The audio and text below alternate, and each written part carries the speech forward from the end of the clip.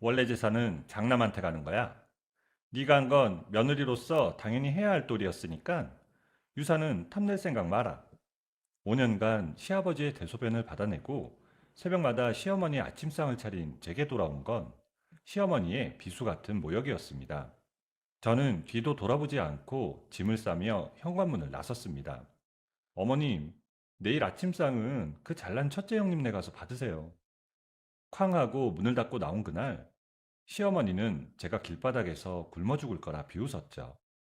하지만 다음날 굶주림에 지쳐 울고 있던 건 제가 아니라 시어머니였습니다. 사연 시작 전에 구독 버튼을 눌러주시고 어디서 듣고 계신지 댓글에 남겨주세요. 그곳에는 행운이 가득하길 바라겠습니다. 그날은 시아버지의 장례를 치른 지 사흘째 되던 날 오후였습니다. 시어머니가 온 가족을 거실로 불러 모았어요. 저와 남편은 아직 상복도 벗지 못한 채 식탁 앞 의자에 나란히 앉았습니다. 거실 창문으로 흐린 겨울 햇살이 비스듬히 들어오고 있었습니다. 시어머니는 아무 말 없이 서랍을 열더니 두툼한 봉투를 꺼냈습니다. 봉투를 탁자 위에 툭 던지듯 올려놓는 손길에는 망설임이 없었습니다. 봉투 안에는 유언장이 들어 있었습니다. 저는 남편과 함께 그 종이를 펼쳐 읽었습니다. 시아버지의 예금 전액과 부동산 일체는 첫째 아들 내외와 막내딸에게 상속한다. 저는 눈을 두 번 깜빡였습니다. 손가락 끝이 서늘해졌습니다. 머릿속이 하얘지는 것 같았죠. 5년이었습니다. 새벽 4시에 눈을 떠 시아버지 기저귀를 갈아들인 날이 얼마나 되는지 저 자신도 셀 수 없었습니다. 병원 응급실 복도 바닥에 쪼그려 앉아 뜬 눈으로 나를 밝힌 것도 저였습니다. 주사 맞은 자리가 부어 퉁퉁해진 시아버지의 팔뚝을 수건으로 감싸드린 것도, 의사 선생님의 말씀을 한 글자도 빠짐없이 받아 적은 것도 전부 저였습니다. 임신 계획은 접은 지 오래였어요. 다니던 직장에 사직서를 낸 것도 아무도 시키지 않았는데 제가 먼저였습니다. 그 5년 동안 시댁 근처에 살면서도 명절에야 간신히 얼굴을 비추던 형님 내외의 모습이 머릿속을 스쳐 지나갔습니다. 남편이 자리에서 벌떡 일어나 탁자를 손바닥으로 세게 내리쳤습니다. 어머니, 지금 이게 말이 된다고 생각하세요? 지난 5년 동안 뼈 빠지게 아버지 대소변 받아낸 게 누군데요? 우리 은지예요. 형이랑 형수는 명절에 고기 한 근 사들고 와서 얼굴 쓱 비춘 게 전부잖아요. 어떻게 피눈물 흘린 며느리한테 10원 한 장 안 남기고 다 형한테만 줍니까? 시어머니는 눈 하나 깜짝하지 않았습니다. 오히려 팔짱을 끼며 등받이에 몸을 기댔어요. 시끄럽다. 어디 부모 재산에 감나라 배나라야? 원래 뼈대 있는 집안은 장남이 기둥이야. 장남한테 재산 가는 건 하늘이 정한 순서라고. 설마 너희들 돈 벌라고 네 아버지 병수 밟은 거야? 괘씸한 것들 같으니라고? 남편이 입을 열려는 순간 시어머니가 말을 이었습니다. 목소리는 아까보다 더 단단했습니다. 잠만 말고 내 말 들어. 그리고 나도 너희 이사갈 집 전셋집으로 들어갈 테니까 방 하나 넓은 걸로 비워놓고 우리 살던 집은 네 동생 시집갈 때 주려고 한다. 저는 귀를 의심했습니다. 우리가 이사갈 전셋집에 자신도 들어오겠다는 말이었거든요. 그곳에서도 어머니의 수발을 들라는 것이었습니다. 그때 소파에 나란히 앉아있던 형님이 천천히 입을 열었습니다. 형님은 손톱을 만지작거리며 고개를 비스듬히 기울였습니다. 동서, 너무 억울해하지 마. 솔직히 까놓고 말해서 동서가 한 게 뭐 대수라고 그래? 그냥 밥대 맞춰 밥 드리고 기저귀 간 거. 딱 돈 받고 일하는 간병인 아주머니들이 하는 일 아니야? 아버님 집에 얹혀 살면서 그 정도 밥값은 당연히 해야지. 그걸 뭐 대단한 희생이라고 한 것처럼 유세야.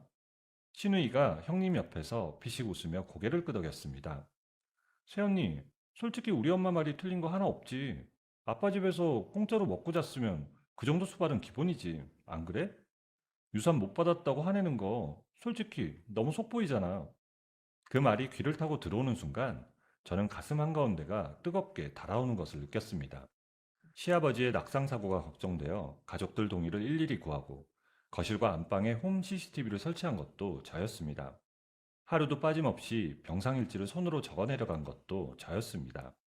시아버지가 새벽에 갑자기 고통을 호소하며 울음을 터뜨릴 때 옆에서 등을 두드려드린 것도 저였습니다. 형님은 그 시간에 무엇을 했습니까? 신우이는 그 새벽에 어디에 있었습니까?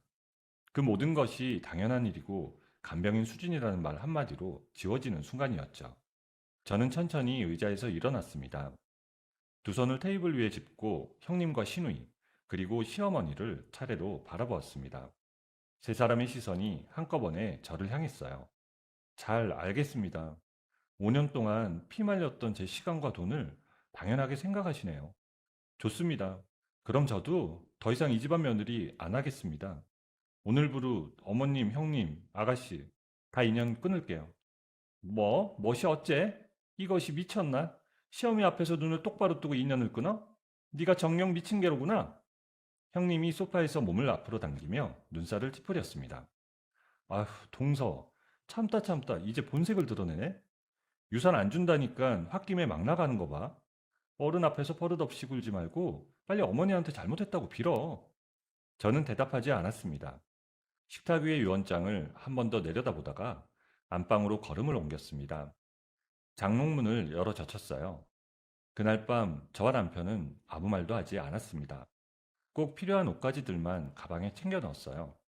저는 침대 밑에서 두툼한 노트 묶음을 꺼냈습니다. 5년치 병상일지였습니다.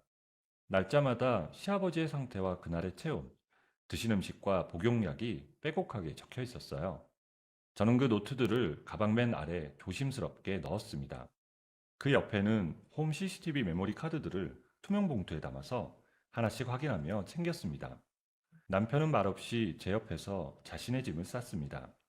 남편의 눈가가 붉어져 있었지만 저는 모른 척 했습니다. 제 눈물은 나중에 흘리기로 했습니다. 이튿날 이른 새벽이었어요. 복도에서 발소리가 나더니 방문을 두드리는 소리가 났습니다. 예, 은지야. 해가 충천인데 아직도 안 튀어나오고 뭐해? 네 CM이 배고파 죽는 걸 보고 싶어? 당장 기어나와서 따뜻한 국이라도 안 끓이고. 저는 방문을 열었습니다. 짐가방을 끌고 나온 저를 본 시어머니의 얼굴이 순간 굳었습니다. 어머님, 이제 제 손으로 지은 밥 드실 일 평생 없을 거예요. 그렇게 예뻐하시는 기둥 같은 첫째 형님네한테 가서 밥상 받아 드세요. 시어머니가 눈을 부릅뜨고 입을 열었지만 저는 이미 현관 쪽으로 걸음을 옮기고 있었습니다. 복도 안쪽에서 잠옷바람의 신우이가 허둥지둥 뛰어나왔습니다. 오빠, 미쳤어? 지금 짐 싸서 어디 가려는 거야? 진짜로 우리 버리고 가는 거야? 남편은 신우이를 보지도 않았습니다. 제 손을 꼭 쥔 채 현관문을 향해 걸었어요. 저는 신발을 신으면서 시댁 거실을 한번 훑어보았습니다. 5년을 살았던 공간이었어요. 그런데 이상하게도 아무것도 그립지 않았습니다. 현관문을 닫는 순간 시어머니의 고함 소리가 문틈을 비집고 새어나왔습니다. 저는 귀를 기울이지 않았어요. 미리 불러둔 용달차가 골목 앞에 서 있었습니다. 저와 남편은 짐을 차에 실었습니다. 차 문이 닫히자 바깥 소리가 완전히 사라졌습니다. 용달차가 골목을 빠져나가는 동안 저는 앞만 바라보았습니다. 뒤는 돌아보지 않았습니다. 호기롭게 집에서 나왔지만 당장 머물 곳이 없었습니다. 지인의 도움을 받아 겨우 구한 곳은 서울 변두리의 낡은 단기 임대 원룸이었습니다. 엘리베이터도 없는 오래된 건물 4층이었고 계단을 오를 때마다 삐걱거리는 소리가 났습니다. 짐을 들고 올라가 방문을 열었을 때 저 남편은 잠시 말을 잃었습니다. 창문 하나짜리 방에 싱크대와 좁은 욕실이 전부였어요. 남편이 가방을 내려놓으며 낮게 한숨을 내쉬었습니다. 저는 아무 말도 하지 않고 가방을 구석에 밀어 넣었습니다. 여기서 다시 시작하면 되는 것이었죠. 짐을 푼 그날 오후부터 시어머니와 형님, 시누이 번호로 전화가 쏟아지기 시작했습니다. 전화가 끊기면 문자가 왔고, 문자가 끊기면 다시 전화가 왔습니다. 내용은 협박에 가까웠죠. 저는 남편과 눈을 마주쳤습니다. 남편이 먼저 자기 휴대폰을 들어 세 사람의 번호를 차단했습니다. 저도 똑같이 했습니다. 전화기가 조용해졌어요. 그제야 방안이 얼마나 고요한지 느껴졌습니다. 며칠이 지났습니다. 저는 책상 앞에 앉아 예전 직장 동료들에게 이력서를 돌리기 시작했습니다. 5년의 공백이 있었지만 그전까지는 나름 인정받던 경력이었습니다. 그러나 답장은 좀처럼 오지 않았어요. 겨우 연락이 닿은 직장 동료 한 명이 전화로 솔직하게 말했습니다. 사모님, 제가 진짜 솔직하게 까놓고 말씀드릴게요. 요즘 젊고 쌩쌩한 애들도 취직 못해서 난린데 집에서 시아버지 병수발만 5년을 하셨다면서요? 아무리 옛날에 일 잘하셨어도 그 5년 쉰 거 기업들이 제일 싫어합니다. 이력서 백날 첫날 내밀어 봤자 면접 보러 오라는데 하나도 없을 거예요. 괜히 헛고생하지 마세요. 저는 고맙다는 말을 하고 전화를 끊었습니다. 잠시 천장을 올려다보다가 다음 이력서를 열었습니다. 남편은 새벽같이 나가 건설 현장에서 일용직으로 일했습니다. 낮에 현장 일을 마치고 돌아오면 씻지도 않고 물류센터로 향했습니다. 상하차 야간 아르바이트였어요. 새벽 2시가 넘어 돌아온 남편은 거실 바닥에 그대로 드러눕는 날이 많았습니다. 어느 날 밤에는 세면대 앞에선 남편의 코에서 피가 떨어지는 것을 보았습니다. 아휴, 놀랬어? 괜찮아. 요 며칠 막일 좀 뛰면서 무거운 걸 좀 날랐더니 몸이 고돼서 그런가 봐. 금방 멎을 거니까 신경 쓰지 말고 어서 자. 내일 또 새벽 첫 차 타고 공사판 나가야 돼. 저는 화장지를 뽑아 남편 손에 쥐어주고 아무 말도 하지 않았습니다. 그 순간 목 안쪽이 단단하게 조여오는 것 같았습니다. 며칠 후 동네 마트에 장을 보러 나간 날이었어요. 주차장 쪽에서 문이 열리는 소리가 났습니다. 저는 그냥 지나쳤다가 멈칫했습니다. 형님이었어요. 최고급 백화점 쇼핑백을 양손 가득 들고 외제차에서 내리고 있었습니다. 형님도 저를 발견했어요. 형님의 시선이 제 낡은 패딩과 운동화를 천천히 훑어내려갔습니다. 그리고 입꼬리를 끌어올렸어요. 어머, 세상에. 이게 누구야? 동서 아니야? 꼬리, 그게 뭐야? 설마 이 냄새나는 달동네 구석에 사는 거야? 아버님 재산 한 푼 못 받고 큰 소리 치고 나가더니 아주 길바닥에 나 앉았네. 불쌍해서 어째 내가 밥값이라도 좀 쥐어줄까? 저는 대꾸하지 않았습니다. 형님 쪽으로 눈길조차 주지 않고 마트 안으로 걸어 들어갔어요. 등 뒤에서 형님이 혼자 킥킥거리는 소리가 들렸습니다. 저는 진열대 앞에 서서 두부 한 모를 집어들었습니다. 손이 약간 떨렸습니다. 그날 밤이었어요. 파스 냄새를 풍기며 바닥에 쓰러지듯 잠든 남편의 뒷모습을 한참 바라보다가 저는 화장실로 들어갔습니다. 문을 잠그고 수도꼭지를 틀었습니다. 물소리가 방 안을 가득 채웠어요. 저는 세면대를 두 손으로 꽉 잡고 고개를 숙였습니다. 주먹을 쥐었어요. 이렇게 있을 수는 없었습니다. 다음날 아침이었습니다. 남편이 나간 뒤 저는 책상 앞에 앉았습니다. 서랍에서 낡은 노트 몇 권을 꺼냈어요. 간병을 하는 내내 틈틈이 써내려갔던 메모들이었습니다. 시아버지의 상태를 기록하면서 그때마다 느꼈던 것들을 적어둔 것이었어요. 보호자가 보호자를 위해 만들어진 앱이 없다는 것, 의사 선생님의 설명을 그때그때 기록하고 가족들과 공유할 수 있는 기능이 없다는 것, 야간에 환자 상태가 급변했을 때 혼자 판단해야 하는 상황이 얼마나 무섭고 막막한지를 아무도 모른다는 것. 저는 그 메모들을 한 장씩 넘기며 노트북을 펼쳤습니다. 그리고 기획서를 쓰기 시작했어요. 스마트 실버케어 앱이었습니다. 5년의 경험이 고스란히 녹아드는 서비스였습니다. 며칠에 걸쳐 완성한 기획서를 들고 벤처 캐피탈의 문을 두드렸습니다. 첫 번째 회사에서는 회의실 문 앞에서 기다리다가 담당자의 얼굴도 내밀지 않은 채 비서를 통해 거절 통보를 받았습니다. 두 번째 회사에서는 회의실 안까지 들어갔지만 기획서를 절반도 넘기지 않은 담당자가 안경을 고쳤으며 말했습니다. 아주머니, 생각은 참 좋으신데 세상 물정을 너무 모르시네요. 아이디어 하나 덜렁 있다고 다 돈 대주는 줄 아십니까? 본인 주머니에 돈은 100원 한 장 없으면서 남의 돈 수억 원을 거저 쓰시겠다고요? 저희는 자선단체가 아닙니다. 다른 데 알아보세요. 세 번째 회사도 네 번째 회사도 마찬가지였습니다. 돌아오는 길마다 저는 버스 창문에 이마를 기댔어요. 아이템이 나쁜 것이 아니었습니다. 돈이 없다는 것이 문제였죠. 그날도 텅 빈 통장 화면을 한참 들여다보다가 남편이 들어왔습니다. 남편은 신발도 제대로 벗지 않은 채 현관에 서서 어깨를 늘어뜨렸어요. 저는 월세 납부일이 사흘 남았다는 것을 말하려다가 참았습니다. 그런데 남편이 먼저 말을 꺼냈습니다. 은지야, 당장 이번 달 방세랑 쌀값은 어떡할 거야? 내가 밤낮으로 공사장 벽돌 나르고 등골 빠지게 박스 날라서 버는 푼돈으로는 턱도 없어. 월세 내고 나면 당장 내일 모레 우리 둘 다 굶어 죽게 생겼다고. 저는 기획서 파일을 닫으며 대꾸했습니다. 아, 나도 안다고. 나라고 지금 이 꼴이 좋아서 가만히 있는 줄 알아? 나도 피가 마른다고. 남편의 목소리가 높아졌습니다. 피가 마르는 사람이 맨날 방구석에 앉아서 그놈의 종이 쪼가리만 붙들고 있어? 그거 들고 쏘다니면 누가 하늘에서 돈벼락이라도 내려준대? 당장 식당 주방에라도 나가서 그릇이라도 닦아야 할 거 아니야. 뭐라고요? 나보고 당장 식당 가서 설거지라도 하라는 거야? 내가 누구 때문에 5년 동안 꼼짝 못하고 시아버지 똥오줌 치우다가 이 시궁창에 처박혔는데 나라고 뾰족한 수가 있겠냐고. 쾅 소리와 함께 문이 닫혔습니다. 남편이 나간 것이었어요. 저는 의자에 앉은 채 두 손을 무릎 위에 올려놓았습니다. 방 안이 다시 조용해졌습니다. 그때 휴대폰이 울렸어요. 화면에 발신자 번호 표시 제한이라고 떴습니다. 저는 잠시 화면을 바라보다가 전화를 받았습니다. 수화기 너머에서 낯선 남자의 목소리가 들려왔어요. 여보세요? 거기 혹시 며칠 전 돌아가신 고 이한수 어르신 며느리 되시는 분 맞습니까? 시아버지의 이름이었습니다.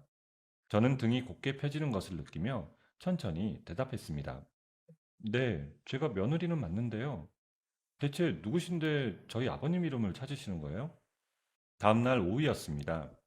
저는 지하철을 두 번 갈아타고 강남 한복판에 있는 대형 로펌 건물 앞에 섰습니다.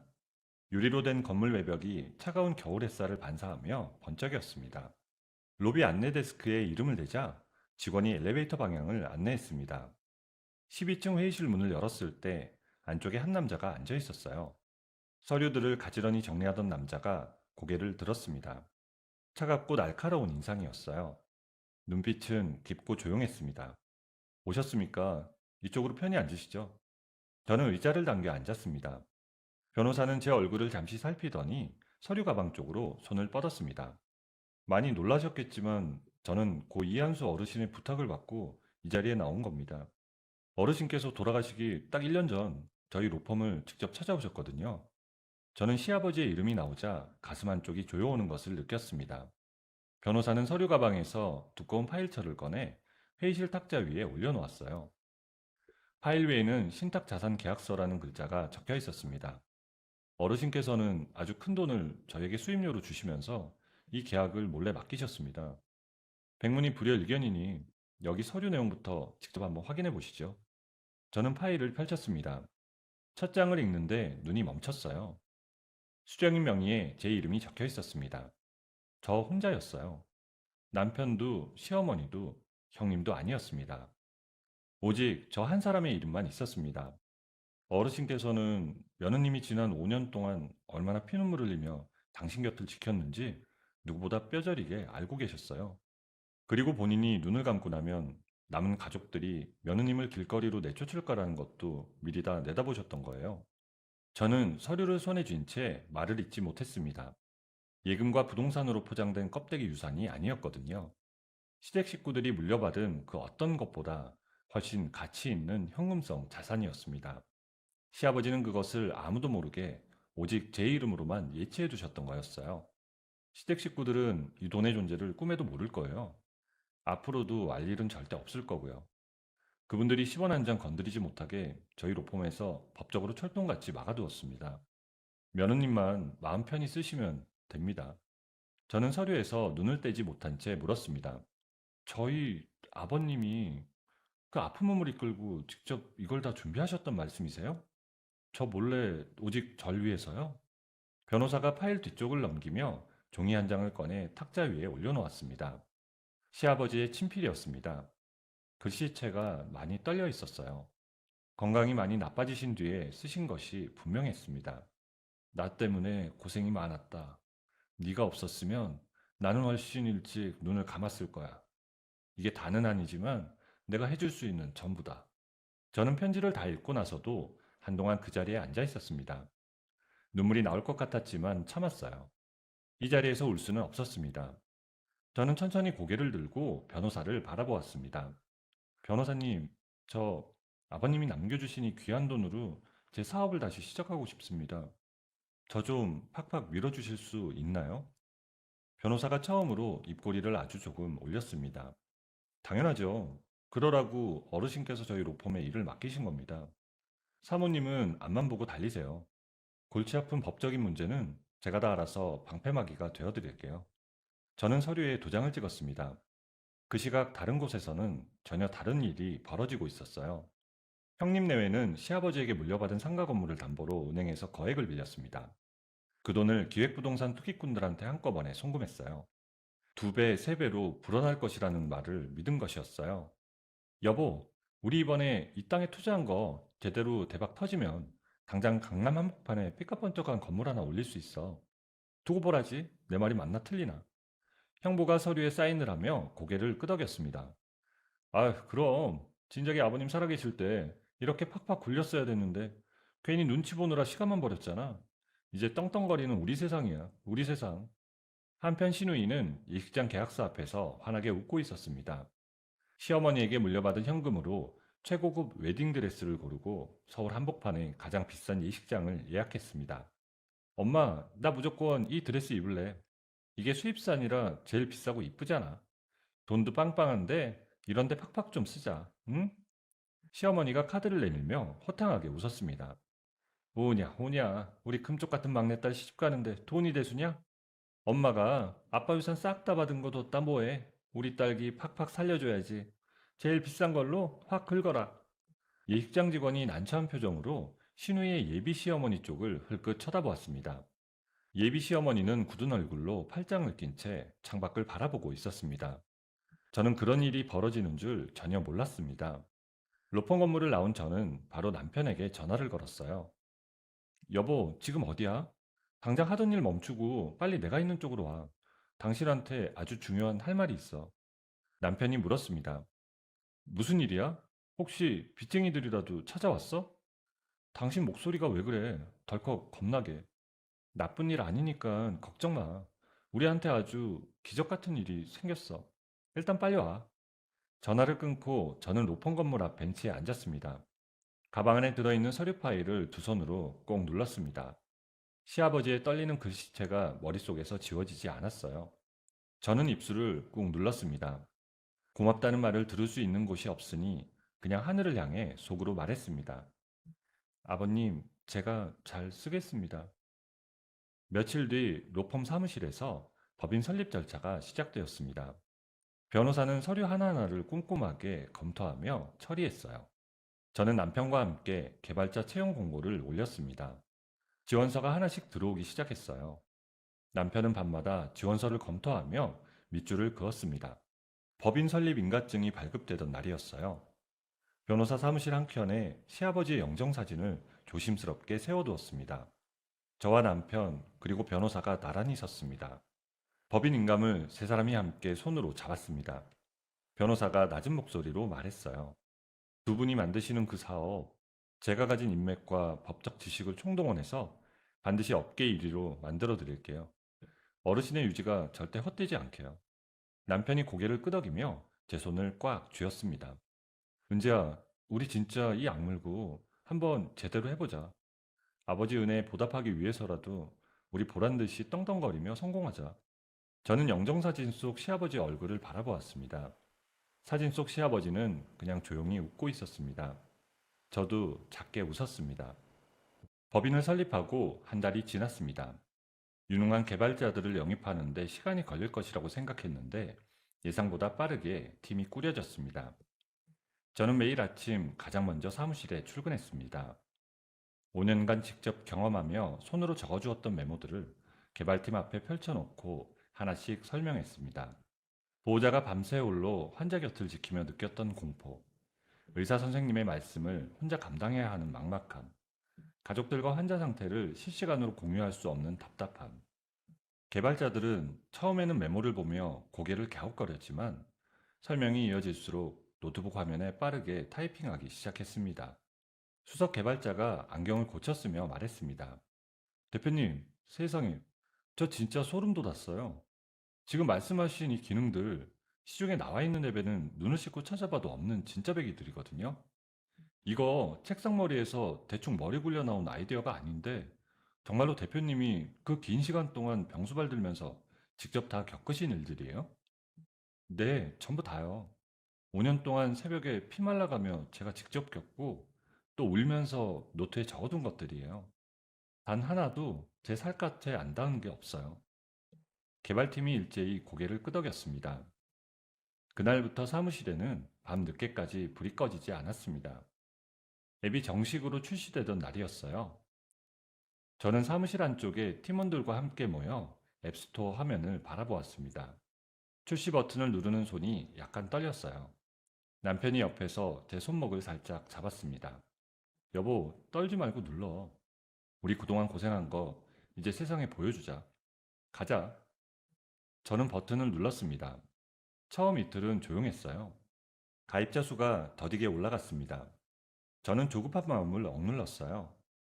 사흘째 되던 날 아침이었습니다. 출근하자마자 수석 개발자가 사무실 문을 열고 뛰어들어왔습니다. 대표님, 대박 났습니다. 대박 났어요. 지금 전국 치매 한우의 카페며 커뮤니티마다 우리 앱 링크가 쫙 깔렸어요. 가입자 수가 1분에 수십 명, 시간당 수백 명씩 미친 듯이 올라가고 있어요. 서버 터지기 일보 직전입니다. 저는 자리에서 일어나 개발자가 내민 태블릿 화면을 들여다보았어요. 환호의 게시판 글 하나가 공유 수천 건을 기록하고 있었습니다. 글을 쓴 사람은 치매 환자를 모시는 딸이었어요. 이런 앱을 진작 누가 만들어줬으면 얼마나 좋았을까? 라는 문장으로 시작하는 글이었습니다. 저는 화면을 바라보다가 말없이 자리에 앉았습니다. 눈물이 날 것 같아서 천장을 한번 올려다 봤어요. 가입자 수는 매일 폭발적으로 늘었습니다. 한 달이 지나자 유명 정보기술 매체 메인 화면에 우리 앱 성공 스토리가 크게 실렸습니다. 기사 제목은 간병 경험 5년이 만들어낸 앱, 출시 한 달 만에 업계를 뒤흔들었다 였습니다. 기사가 올라오던 날 오후부터 대형 벤처 캐피탈 담당자들의 연락이 줄줄이 들어오기 시작했습니다. 불과 몇 달 전 초기 자본이 없다며 저를 돌려보냈던 바로 그 회사들이었어요. 저는 미팅 일정을 잡는 비서에게 말했습니다. 비서님, 잘 들으세요. 그동안 우리 문전박대했던 사람들 아쉬울 거 없으니까 먼저 연락 온 순서대로만 일정 잡으세요. 돈 준다고 굽신거릴 필요 없습니다. 이제부터 우리가 깐깐하게 면접 보고 투자사 고를 거예요. 비서가 잠깐 멈칫하더니 고개를 숙이며 대답했습니다. 네, 대표님, 무슨 말씀이신지 정확히 알겠습니다. 당당하게 일정 잡겠습니다. 투자 계약이 연달아 성사되었어요. 저와 남편은 원룸을 나와서 신도시 브랜드 아파트로 이사했습니다. 이삿짐을 들여놓던 날 남편은 넓은 거실 한가운데 서서 한참 동안 아무 말도 하지 않았습니다. 저는 짐박스를 내려놓으며 남편을 바라보았어요. 왜 여보, 곰팡이 슬던 그 코딱지만한 단칸방 살다가 이렇게 으리으리하고 넓은 아파트 오니까 길이라도 잃어버릴까봐 겁나? 아니, 그냥 우리 은지가 5년 동안 시아버지 똥오줌 치우며 맘고생하다 쫓겨나듯 그 단칸방에서 눈물 짓던 게 엊그제 같은데 우리가 진짜 여기까지 왔구나 싶어서 내가 주책맞게 눈물이 다 나네. 저는 남편의 팔을 툭 치고 박스를 열었습니다. 남편은 손등으로 눈가를 쓱 닦고는 박스를 들어 올렸습니다. 남편은 회사의 최고 운영 책임자 명함을 새로 팠습니다. 처음 명함을 받아든 날 남편은 명함을 앞뒤로 뒤집어 보다가 저한테 내밀었습니다. 아휴, 나 살다 살다 이사 밑에 최고 운영 책임자라는 직함은 처음 달아보네. 어때? 여보가 보기에 나 너무 옷에 안 맞는 명함 든 사람처럼 어색하지 않아? 어색하긴 아주 맞춤업처럼 딱 어울리는데. 그동안 공사판에서 물류센터에서 밤새 등골 빠지게 고생한 우리 남편, 이제부터 거기가 원래 당신 자리니까 당당하게 어깨 펴. 그즈음 시댁 쪽에서 소식이 흘러들어왔어요. 형님 내외가 거액을 넣었던 기획부동산 대표가 연락이 끊겼다는 것이었어요. 야반 도주였습니다. 형님 내외가 담보로 잡아두었던 상가와 아파트에는 빨간 딱지가 붙었습니다. 전 재산이 한꺼번에 날아간 것이었어요. 시누이 쪽도 사정이 달라졌습니다. 군수에 맞지 않는 초호화 결혼 준비가 예비 시댁 식구들의 눈살을 찌푸리게 만들었고 결국 예비 신랑이 파혼을 통보했습니다. 시누이는 거액의 위약금을 물어내야 했어요. 시어머니는 두 자녀의 빚을 갚아주느라 통장 잔고가 바닥났습니다. 결국 보증금도 없는 월세방으로 쫓겨났다는 말이 들려왔어요. 저는 그 소식을 듣고도 아무 말 하지 않았습니다. 딱히 통쾌하지도 않았어요. 그냥 그렇구나 하고 넘겼습니다. 업계 네트워킹 파티가 열리던 날 저녁이었어요. 행사장에 들어서자 사람들의 시선이 저를 향했습니다. 저는 변호사 남편과 함께 안으로 걸어 들어갔어요. 그때 익숙한 얼굴 하나가 눈에 들어왔어요. 전 직장 동료였습니다. 그 옆에는 제 이력서를 검토도 하지 않고 돌려보냈던 기업 임원들이 서 있었어요. 그가 저를 알아보더니 황급히 다가오며 허리를 굽혔습니다. 아유, 대표님, 진짜 여기서 이렇게 뵙게 되다니 제 평생의 영광입니다. 그새 회사를 이렇게 어마어마하게 키우시고 제가 진작에 대표님 진가를 알아뵀어야 하는 건데 제 눈이 삐었었죠. 늦었지만 명함 한 장만 꼭 좀 부탁드리겠습니다. 임원 한 명도 옆에서 명함을 내밀며 말했습니다. 대표님, 저희 기업 아시죠? 저희 쪽이랑 꼭 한번 좋은 투자 이야기 한번 나눠보셨으면 합니다. 언제든 편하실 때 연락만 주시면 제가 만사 제쳐두고 당장 모시러 가겠습니다. 저는 두 사람의 얼굴을 잠깐 바라보았어요. 그리고 명함을 받지 않았습니다. 받을 이유가 없었거든요. 아니요, 괜찮습니다. 예전에 제 이력서 휴지 조각 취급하셨던 분들하고는 앞으로도 굳이 명함 섞을 일 없을 겁니다. 죄송한데 길 좀 비켜주시죠. 저는 몸을 돌렸습니다. 남편과 변호사가 제 양옆에 나란히 서서 함께 걸었어요. 등 뒤로 두 사람이 멈칫하는 기척이 느껴졌습니다. 저는 앞만 보고 걸었습니다.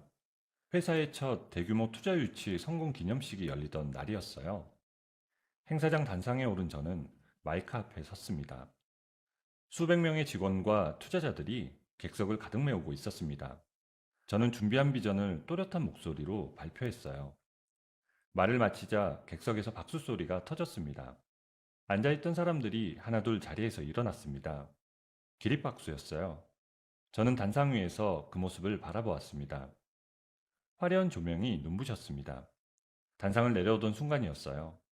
갑자기 눈앞이 빙글 돌았습니다. 저는 계단 손잡이를 붙잡았습니다. 남편이 제 팔을 잡아챘습니다. 은지야, 너 왜 그래? 갑자기 휘청거리고 어디 안 좋아? 괜찮은 거야? 여보, 나 갑자기 눈앞이 핑 돌고 너무 어지러워. 남편이 제 허리를 감싸주며 대기실 쪽으로 부축했습니다. 대기실 소파에 앉아 어지러움이 조금 가라앉았어요. 남편이 무릎을 꿇고 제 얼굴을 들여다보았습니다. 세상에, 얼굴이 백지장처럼 하얗게 질렸어. 안 되겠다. 빨리 일어나.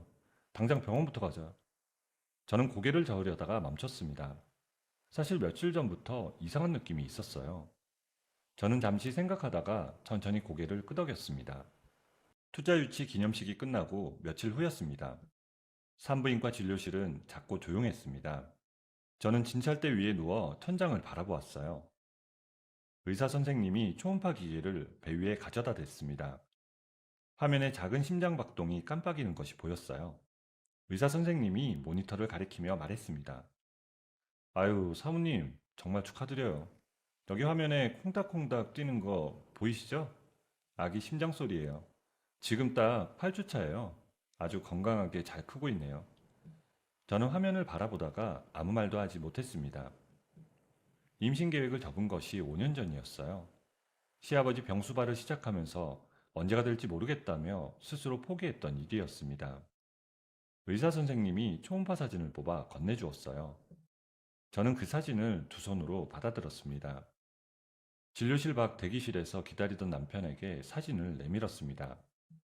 남편은 사진을 받아들고 한번 보더니 그 자리에서 무릎이 꺾이듯 바닥에 주저앉았습니다. 두 손으로 얼굴을 감싸주었어요. 어깨가 들썩였습니다. 대기실에 있던 다른 사람들이 흘끗 쳐다보았습니다. 저는 남편 옆에 쪼그려 앉아 등을 가만히 두드렸어요. 여보, 그만 울어. 대기실에 사람들 다 쳐다보잖아. 덩치 큰 남자가 바닥에 주저앉아서 엉엉 울면 어떡해. 또 그쳐, 응? 아, 몰라. 남들이 보든 말든 무슨 상관이야. 나 진짜 너무 좋아서 미칠 것 같단 말이야. 5년 동안 당신 혼자 똥오줌 치우게만 했는데 우리한테도 이런 천사 같은 아기가 오다니. 이게 꿈이야, 생시야? 저는 웃음이 나왔습니다. 눈물인지 웃음인지를 모를 것이 눈가에 맺혔습니다. 회사는 그 무렵 가장 빠르게 달리고 있었어요. 변호사의 꼼꼼한 법률 자문 아래 경쟁사 두 곳을 연달아 인수했습니다.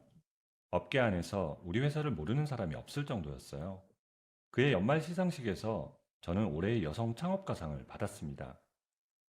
무대 위에서 트로피를 두 손으로 들어올릴 때 객석에서 남편이 일어나 박수를 치는 것이 보였습니다. 변호사도 그 옆에서 조용히 박수를 쳤습니다. 저는 마이크 앞에 서서 한 가지 말만 했습니다. 이상은 제 것이 아닙니다.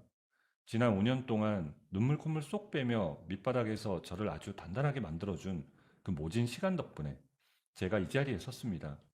평화로운 주말 오후였습니다. 저와 남편은 거실 바닥에 나란히 앉아 아기용품 박스를 하나씩 열었습니다. 베네 쪼고리를 꺼내 펼쳐보던 남편이 손바닥만한 옷소매를 보고 혀를 찼습니다. 야, 여보, 이거 봐봐. 이 조그만 구멍에 진짜 사람 팔이 들어간다고? 내 손가락 두 개도 겨우 들어가는데? 아기가 아무리 작아도 너무 작은 거 아니야? 이 양반아. 갓난아기가 또 얼마나 작은데 그래. 당신 주먹만한 아기가 태어날 텐데 당연히 이만하지.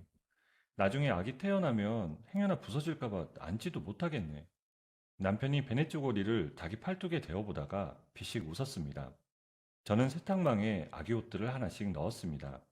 창밖으로 햇살이 따뜻하게 들어오는 오후였어요. 그 순간만큼은 세상이 아주 조용하고 평온했습니다. 다음 날 월요일 아침이었어요. 저는 평소보다 조금 일찍 출근했습니다. 대표실에 앉아 오전 보고 서류를 펼치는데 문이 열렸습니다. 비서였어요. 얼굴이 새파랗게 질려 있었습니다. 대표님, 죄송합니다.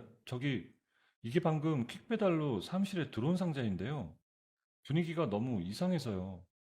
비서가 양손으로 상자를 들고 책상 위에 조심스럽게 내려놓았습니다. 상자 겉면에는 발신자 이름이 없었습니다.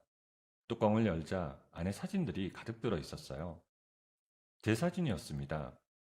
갈갈이 찢겨진 채로 구겨져 있었어요. 그 위에 붉은 글씨로 짧은 문장이 적힌 종이가 올려져 있었습니다. 네가 한 짓을 다 알고 있다. 저는 상자에서 눈을 들어 비서를 바라보았습니다. 일단 문부터 꽉 닫아요. 다른 직원들 못 보게. 비서가 나가고 문이 닫히는 순간 홍보팀장이 노크도 없이 뛰어들어왔습니다. 손에 태블릿 PC를 들고 있었어요. 표정이 굳어 있었습니다. 대표님, 큰일 났습니다. 지금 당장 이 기사 좀 보셔야겠는데요. 인터넷이 아주 발칵 뒤집혔어요. 태블릿 PC 화면을 책상 위에 꽉 내려놓았습니다. 화면에는 포털 사이트 실시간 베스트글 목록이 떠 있었습니다. 메뉴에 굵은 글씨로 제목이 박혀 있었어요. 충격, 스타트업 대표, 시아버지를 죽음으로 몬 폐륜 며느리. 저는 화면을 손으로 끌어당겨 글을 읽었습니다. 게시글 안에는 교묘하게 편집된 음성 파일이 첨부되어 있었습니다. 제 목소리처럼 들리도록 조작된 녹음이었어요. 그 아래에는 익명의 제보자라는 이름으로 거짓 증언들이 줄줄이 달려 있었습니다. 시아버지에게 일부러 약을 주지 않았다. 재산을 빼돌리기 위해 일부러 방치했다. 그런 내용들이 있었습니다. 저는 읽다가 멈췄습니다. 이것이 누구의 짓인지는 읽지 않아도 알 수 있었거든요. 대표님, 이거 어쩌면 좋습니까? 지금 욕하는 댓글이 순식간에 수만 개가 달렸고요. 다른 카페며 게시판으로 정신없이 퍼져나가고 있어요. 당장 경찰에 신고부터 할까요? 저는 대답하기 전에 창밖을 잠깐 바라보았습니다. 그리고 태블릿 PC를 홍보팀장에게 돌려주었어요. 호들갑 떨지 마세요. 지금 당장 우리 담당 변호사님한테 전화해서 로펌으로 오시라고 하세요. 그리고 홍보팀은 일절 나서지 말고 입 꾹 다물고 기다리세요. 섣불리 움직이면 저쪽이 파놓은 함정에 빠집니다. 홍보팀장이 나간 뒤 전화기가 울리기 시작했습니다. 투자자였습니다. 저는 전화를 받았어요. 이 대표님, 지금 인터넷에 도는 그 끔찍한 기사 대체 뭡니까? 시아버지를 학대해서 돌아가시게 만들었다니요. 우리 투자금 다 날릴 작정이세요?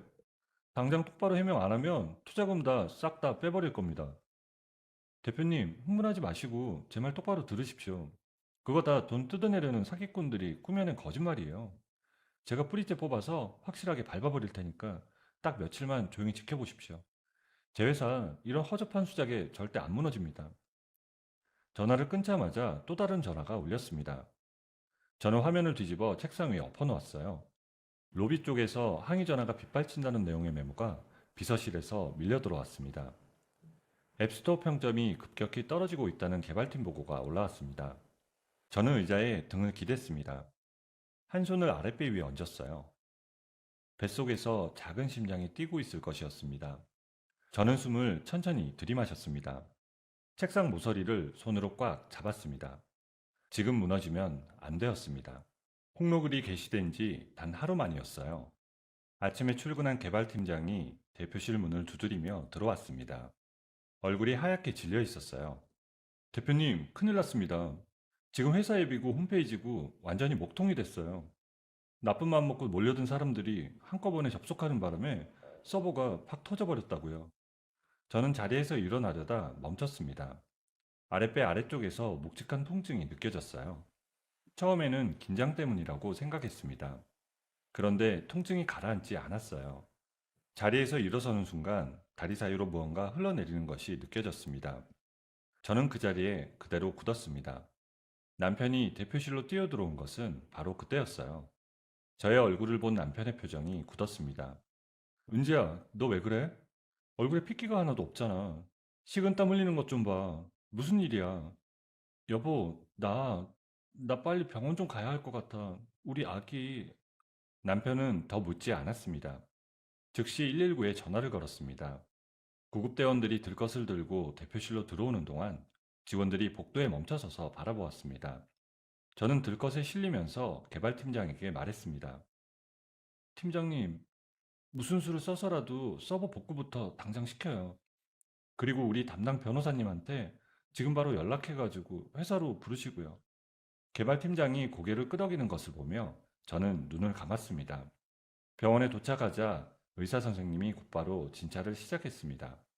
절대 안정이 필요하다는 말과 함께 저는 병실 침대에 눕혀졌습니다. 남편은 병실 밖에서 의사 선생님과 이야기를 나누다가 안으로 들어왔습니다. 침대 옆에 앉은 남편의 손이 제 손을 꽉 잡았습니다. 은지야, 다행히 우리 아기는 무사하대. 뱃속에 꼭 붙어 있대. 근데 너 지금 꼼짝도 말고 무조건 누워만 있어야 한대. 당분간 회사 일은 내가 다 알아서 할 테니까 제발 신경 끄고 쉬어. 응? 아니야. 나 아직 누워만 있을 수 없어.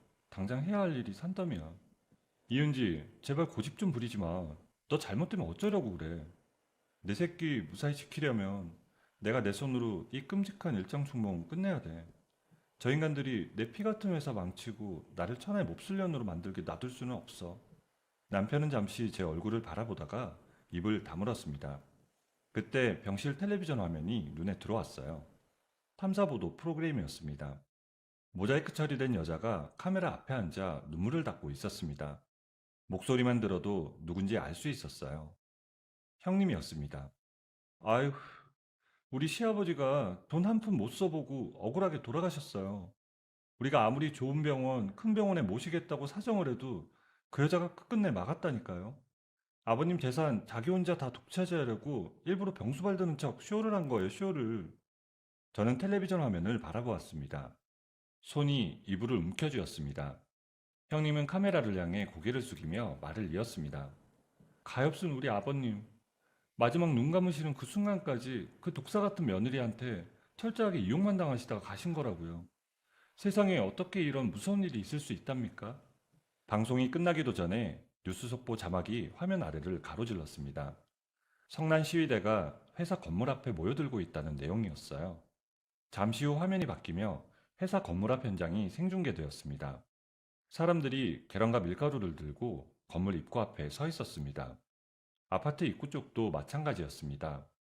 저는 화면을 보다가 텔레비전 리모컨으로 TV를 껐습니다. 병실이 조용해졌어요. 저는 천장을 바라보았습니다. 억울하다는 생각보다 지금 당장 무엇을 해야 하는지가 먼저 떠올랐어요. 저는 남편을 불렀습니다. 여보, 지금 당장 집으로 가서 짐 가방 하나 가져와. 5년 전에 내가 시댁에서 쫓겨날 때 들고 나왔던 그 가방 말이야. 그리고 내 노트북도 꼭 챙겨오고. 뭐? 지금 당장?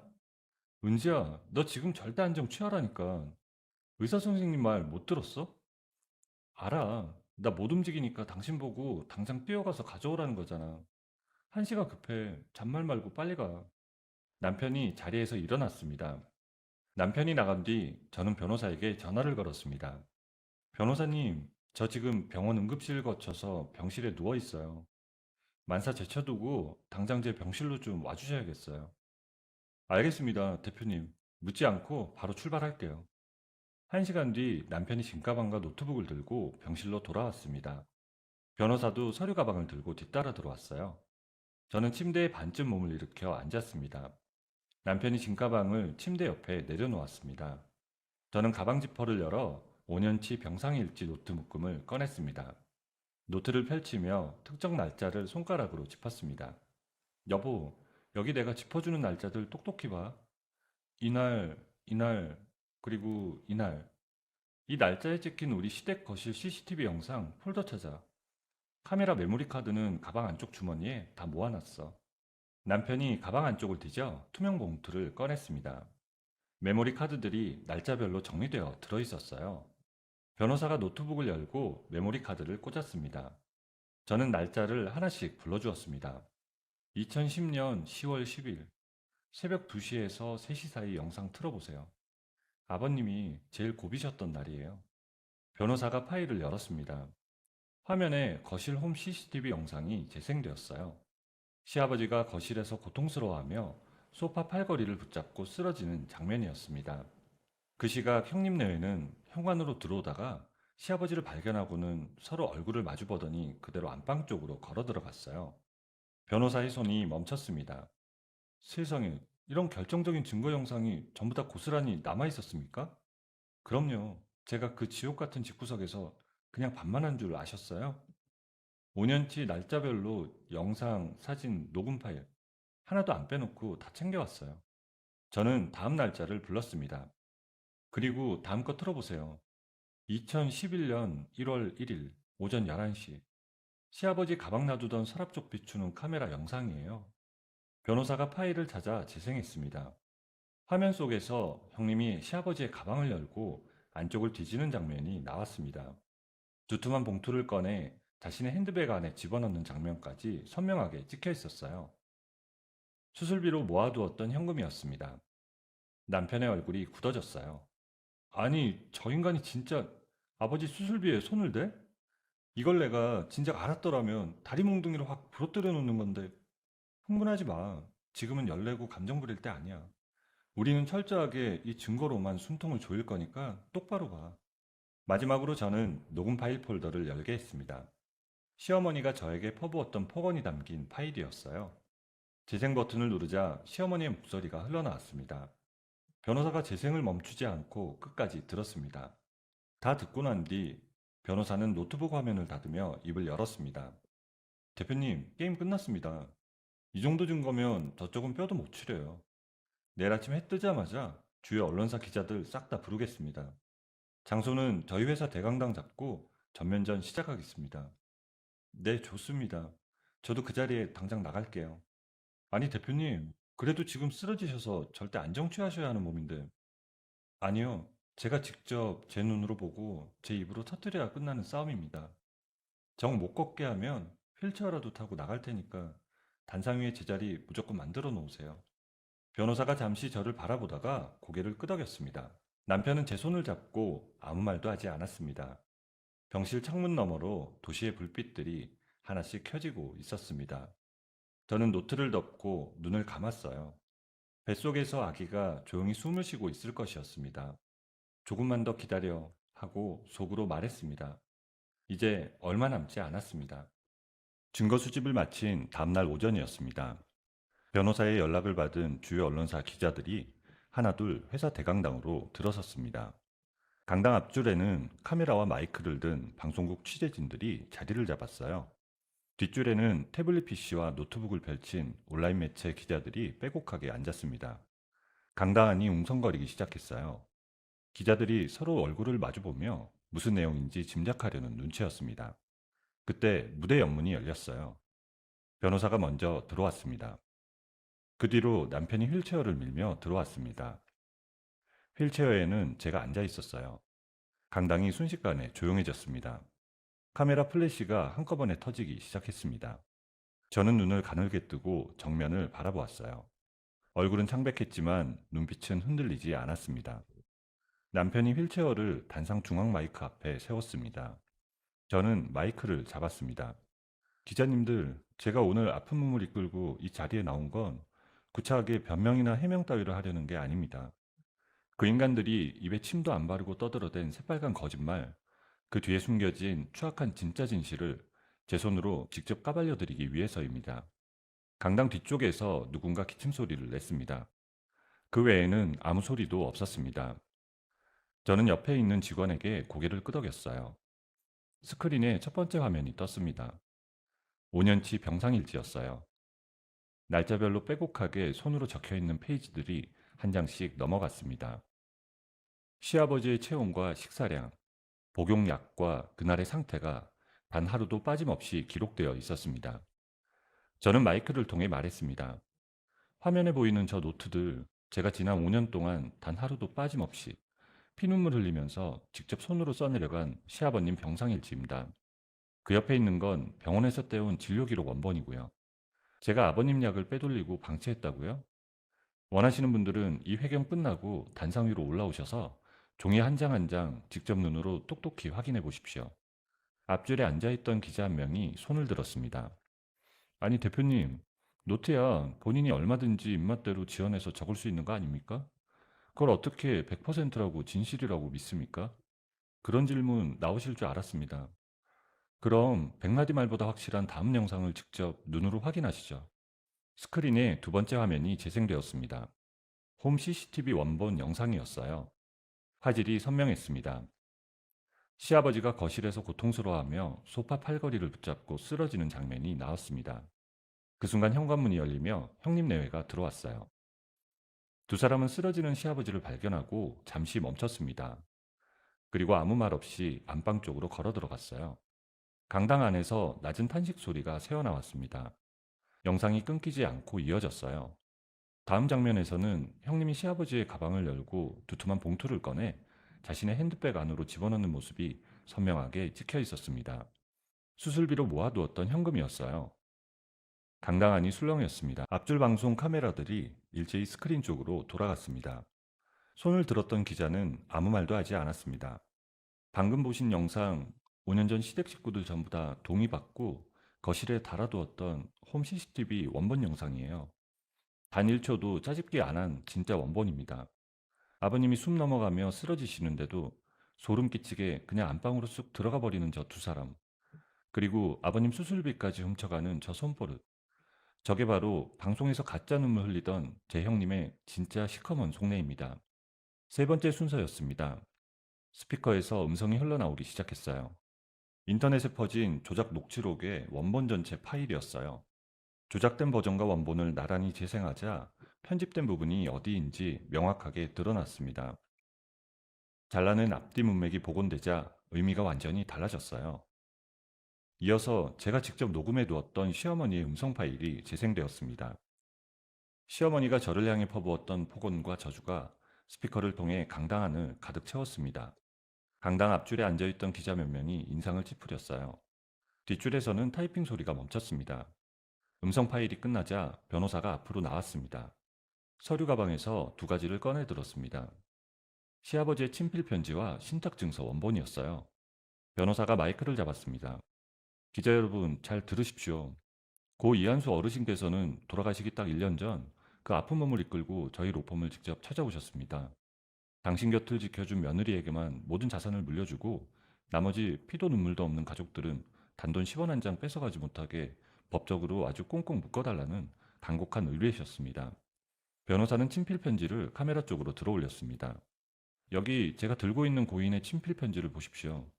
며느리 이지은만이 내 곁을 지켜준 유일한 사람이다. 이렇게 아주 똑똑히 적혀 있습니다.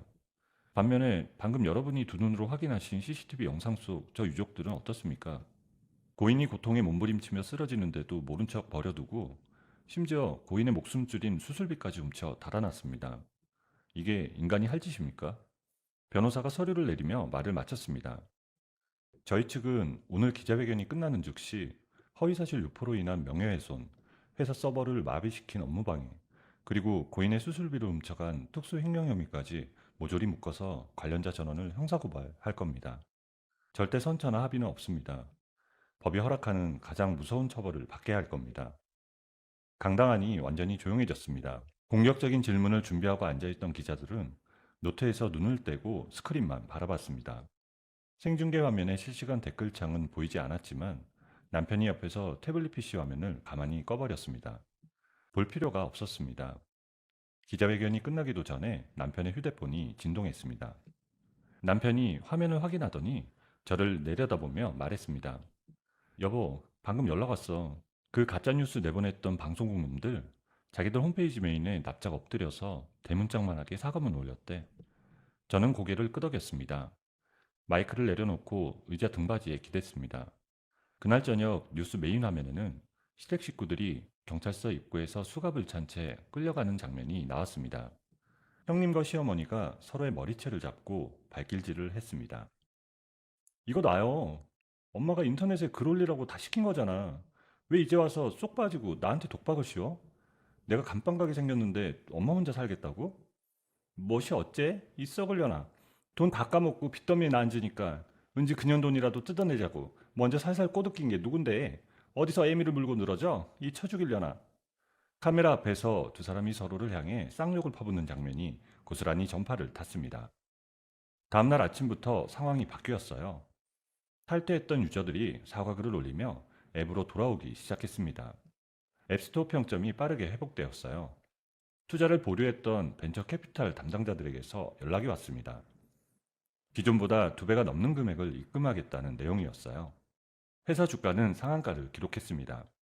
기자회견장 대기실로 돌아온 것은 모든 것이 끝난 뒤였습니다. 남편이 휠체어를 밀며 대기실 안으로 들어왔어요. 문이 닫히자 강당 쪽 소리가 사라졌습니다. 저는 의자 등받이에 기대며 길게 숨을 내쉬었어요. 팽팽하게 당겨져 있던 것들이 한꺼번에 풀리는 것 같았습니다. 눈물이 왈칵 쏟아졌어요. 소리도 없이 그냥 흘러내렸습니다. 남편이 휠체어 앞에 무릎을 꿇고 앉았어요. 두 손으로 제 손을 감싸주었습니다. 그리고 이마를 제 손등에 가져다 댔어요. 은지야, 우리 은지 그동안 진짜 고생 많았어. 5년 동안 지옥구덩이에서 혼자 끙끙 앓게 해서 미안해. 이제 다 끝났어. 다 끝났으니까 이젠 맘 편히 울어. 진짜 고생했어. 저는 아무 말도 하지 않았습니다. 남편의 손을 꽉 쥐었어요. 그것으로 충분했습니다. 진실규명 기자회견으로부터 6달이 지났습니다. 법원 선고 공판이 열리던 날 저는 방청석에 앉지 않았습니다. 변호사가 문자로 결과를 알려왔어요. 화면에 짧은 문장이 떴습니다. 형님 부부 징역 4년, 시누이 징역 3년, 시어머니 집행유예 3년에 추징금 전액 부과, 민사 손해배상 청구도 전부 인용됐습니다. 저는 문자를 읽고 휴대폰을 내려놓았어요. 창밖으로 초여름 햇살이 환하게 들어오고 있었습니다. 딱히 통쾌하지도 슬프지도 않았어요. 그냥 끝났구나 하는 생각이 들었습니다. 형님 부부와 시누이는 수의를 입고 교도소로 이감되었어요. 시어머니는 추징금을 낼 돈이 없었습니다. 남은 영치금과 보증금마저 가압류되었어요. 오갈 데 없어진 시어머니는 결국 서울 외곽의 저렴한 병원에 수용되었습니다. 저는 그 소식을 들었을 때도 아무 말하지 않았습니다. 변호사가 민사소송 서류를 마지막으로 정리하며 말했어요. 대표님, 방금 구청에서 서류 처리 다 끝났다고 연락받았습니다. 가족관계증명서 호적파는 절차까지 아주 깔끔하게 다 마무리됐어요. 이제 그 집안 사람들하고는 서류상으로도 법적으로도 피 한 방울 안 섞인 완전히 남입니다. 변호사님, 그동안 그 징글징글한 사람들 상대하시느라 정말 수고 많으셨어요. 이제야 10년 묵은 채증이 싹 다 내려가는 것 같네요. 변호사가 서류를 가방에 넣으며 잠시 멈췄습니다. 그리고 낮은 목소리로 말했어요. 아닙니다. 제가 뭘 했나요? 돌아가신 어르신께서 사람 보는 눈이 아주 정확하셨던 거죠. 며느님한테 모든 걸 걸고 맡기신 게 어르신 평생 제일 잘하신 일 같습니다. 저는 그 말에 아무 대답도 하지 않았습니다. 그냥 작게 웃었어요. 그해 가을이었습니다. 저는 만삭의 배를 안고 신사옥 중공식 단상에 올랐습니다. 새 건물 앞에는 수백 명의 임직원들이 모여 있었어요. 저는 마이크를 잡고 글로벌 진출 계획을 발표했습니다. 목소리가 광장에 울려 퍼졌어요. 발표를 마치자 임직원들이 일제히 환호했습니다. 저는 황금색 가위를 들어 테이프를 잘랐습니다.